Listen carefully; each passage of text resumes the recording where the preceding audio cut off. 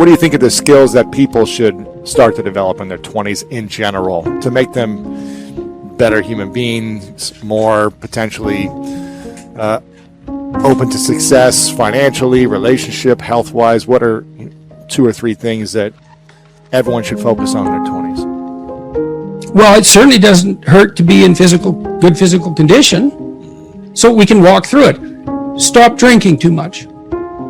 How do you know if you're drinking too much? You regret what you do when you're drinking. It's interfering with other important goals.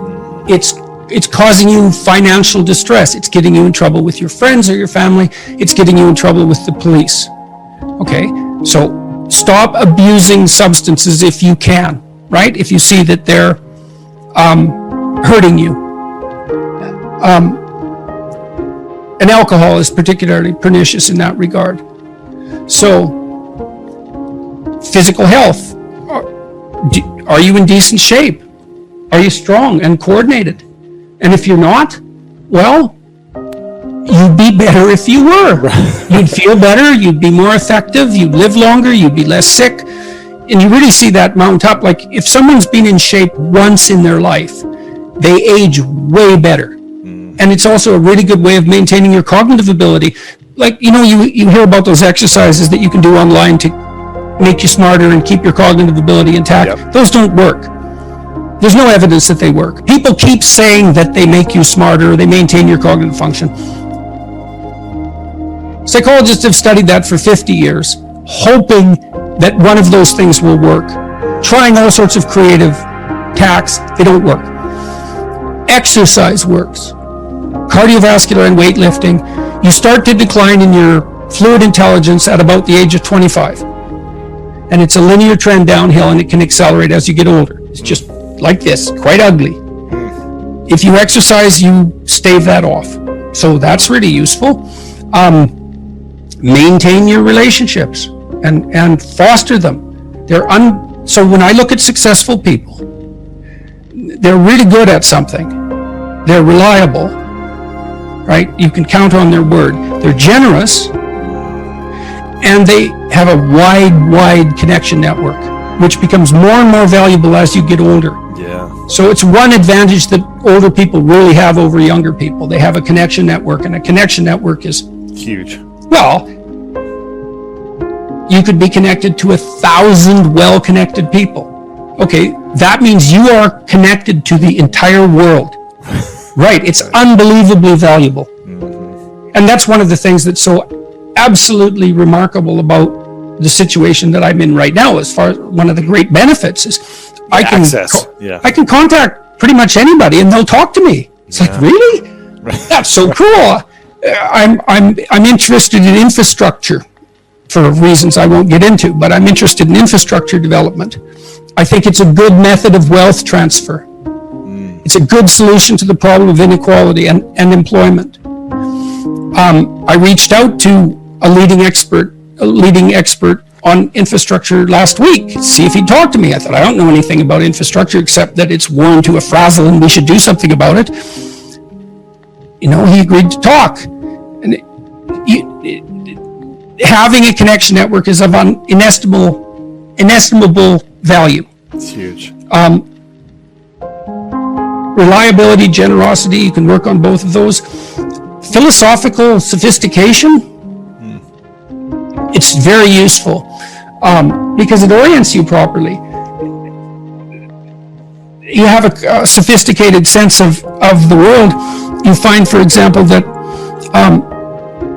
doing things for other people is actually more rewarding than virtually anything else you can do. When you hear you should be of service to other people. Well, if you actually watch yourself, you pay attention to yourself, and you do something that helps someone else, and it genuinely helps them, I defy you to find another experience that is that satisfying. It's actually quite stunning how satisfying that is. And so that's a very useful thing to realize. Why is that such a satisfying thing for human beings? There's no better strategy for There's no better life strategy. I mean, imagine, I could give you a quick sort of technical example. So imagine I take two people and I say, okay, I'm going to give you $100, and you have to give some of it to the person right beside you. And they can either agree or disagree with the split, but if they disagree, you don't get anything. Okay, so a classical economist would say that the person should take the 100, offer the person next to them $1, and the person should accept it, because why not? They get $1 instead of nothing, and that's the solution. But what happens is that if you don't offer that other person something close to 50-50, they're likely to tell you to go to hell. Yes, yeah. very. And then you get nothing. You get nothing too. You think, well, why would people do that? Because they just reject $50, and who cares? And the answer is, well, we don't just play one game with other people, we play a repeating game. And so imagine we did this. So imagine it's a crowd and they're all watching you. And I offer you $100 and you have to share it with the person next to you. And you say, would you like to take $70? And the person says, well, I'm not sure that's fair to you, but if it's okay, yes. But then everyone else sees that. And now they all have an opportunity to pick who they're going to play with next. Well, you're not going to get picked last, are you? Remember what you told me? You didn't want to get picked last, right? I did not. Okay, so what you did was you turned yourself into an athlete. A machine. Okay. Always going to get first. Okay, great. So, but imagine we expand that game. Yes. And we say, you want to be the person that everyone wants to play with. Yep. Well, then all you have in your whole life is invitations to play. Well, how are you going to be that person?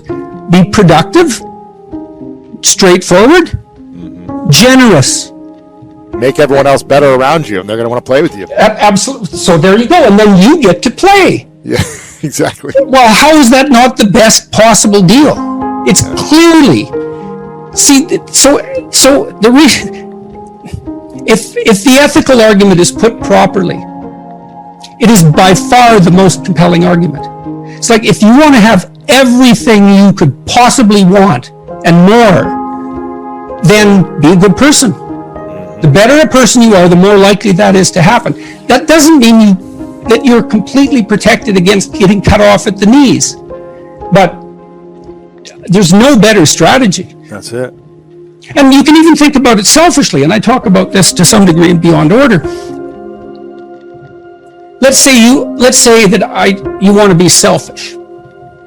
You think that's the best possible strategy. Why should I care about others?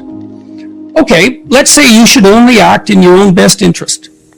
Well, then it's like, well, what's your best interest? Well, what does interest mean and what does you mean? What's in your best interest? Your best interest. 3 mysteries. What's best, what's interest?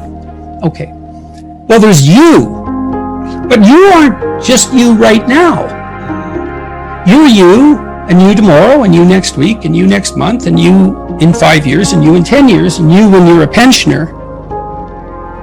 You're a community of selves stretched across time. And so if you were enlightened and selfish, you would act in a manner that would benefit that entire community across time. And I don't think that's any different than acting on the best possible part for other people. I think they're the same problem. So I think as soon as human beings discovered the future, we were no longer singular individuals. We're instantly each a community, and then the community ethic prevails. And the community ethic is, I want to win in a way that makes you win. That's the best possible victory. Jocko was telling me when we talked this week, he's this tough character, man. You know, and he could have, and I'm not telling tales out of school here, he could have been a criminal, no problem. And he knows that perfectly well. And I'm not saying that as a slur on his character, partly because I believe the Nietzschean dictum that a lot of morality is just cowardice. Whatever he might be, he's not a coward. And so, and just because you obey the laws doesn't mean you're moral. Just might mean you're afraid. In any case, so the question is, well, what socialized this brute? Well, he was taught in the Navy SEALs. Yeah. Take care of your team. That's your fundamental purpose. And he noted, and we had a long discussion about this, the successful guys, man, they've got your back. Wow. Right? You know that above all. Yeah, and if you aspire to a leadership position among those brutes, let's say, and you aren't someone they know to have your back, they're not following. You're not going to make it, yeah. You're not going to make it. And so this is why the discussions of power that are so prevalent in modern culture bother me so much. It's like, you think male hierarchies are predicated on power? You really think that? They are when they've gone rotten. But when they're not rotten, that's not what they're predicated on at all. The capacity to exercise power, that's really important. You need that. It has to be part of you for you to be admirable. It's like you could be a badass son of a bitch. Yes, I see that. And that way I'm somewhat intimidated by you. And that's actually a testament to your moral virtue, that you have enough force and power to be intimidating. But then if you can encapsulate that and take that potential for power and harness it to this broader good, well, that's unstoppable.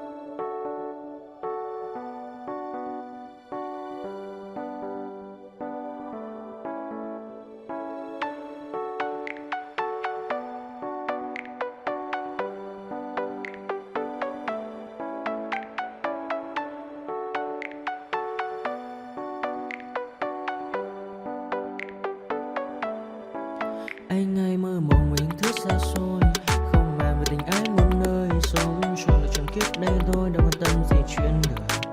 Thế mà lại ngâm tương tư, ông tầm bà mối xa tơ, đêm nằm trộm nhớ mơ mơ về ai.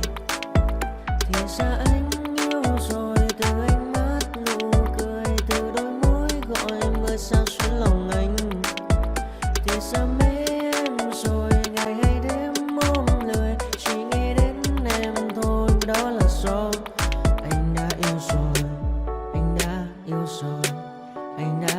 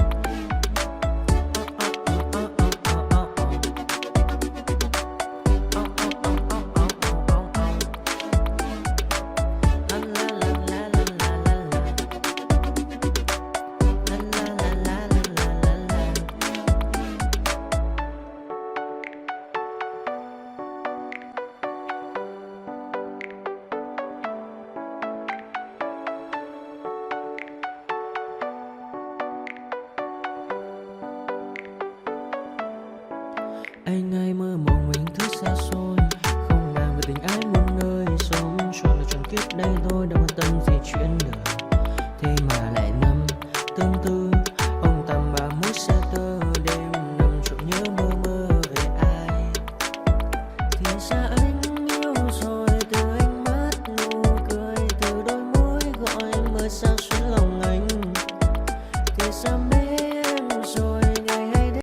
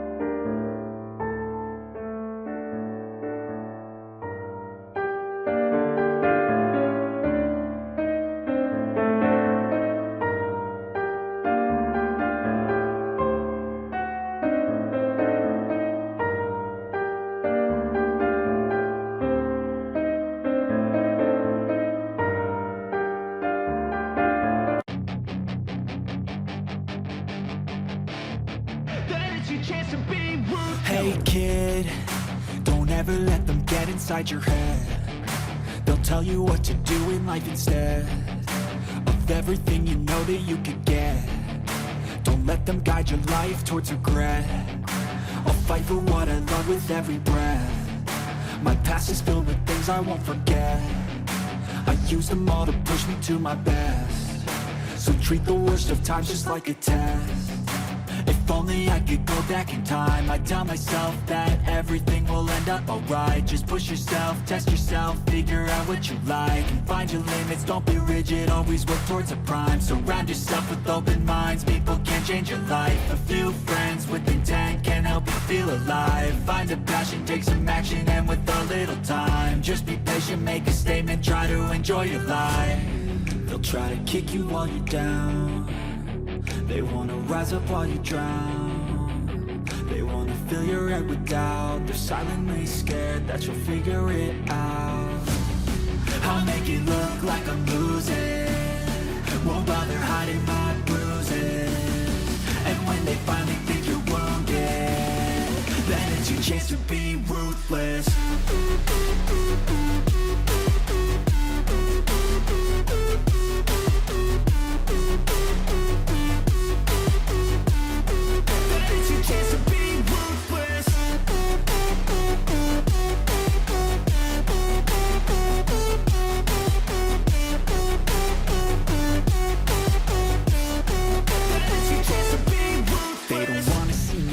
They don't wanna see me care. Anytime I make some progress, I can see that they compare. I think everyone's against me, maybe something in the air. Am I paranoid? I swear a void is forming and they're scared. I walk a